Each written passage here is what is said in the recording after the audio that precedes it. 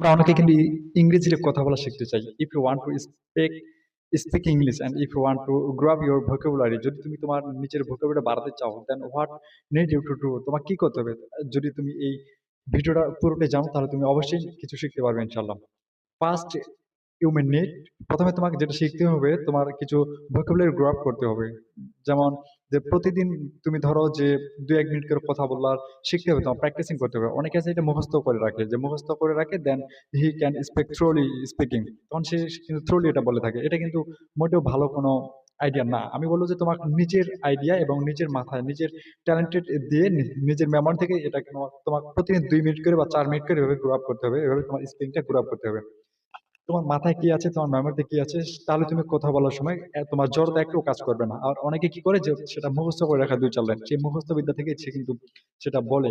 ধরুন যে তার মাথায় আছে, সেটা মুখস্থ করতেছে স্পিকিং ইংলিশ, এভাবে কিন্তু বলতেছে। এটা কিন্তু মোটেও একটা গুড আইডিয়া না। আমি বলবো তোমার এটা 2-4 মিনিট করে প্র্যাকটিস করতে হবে, দেন প্র্যাকটিস করার সময় কিন্তু তোমাকে 2-4 মিনিট করে স্পিকিং ইংলিশ থ্রোলি কিন্তু বলতে পারবে। আর কথা বলার সময় এটা কিন্তু ভুল হতেই পারে। মনে করবে যে mistake is a step of learn, mistake এটা কিন্তু শিক্ষার একটা ধাপ, and it's a part of learn, এটা শিক্ষার একটা অংশ কিন্তু। তাই ভুল হলেই থেমে যাওয়া যাবে না, ভুল হলে সেখান থেকে আবার উঠে দাঁড়াতে হবে। Thanks for watching and thanks for stay with Supil academy. Supil academy পেজটা ফলো দিয়ে সাথে থাকবেন।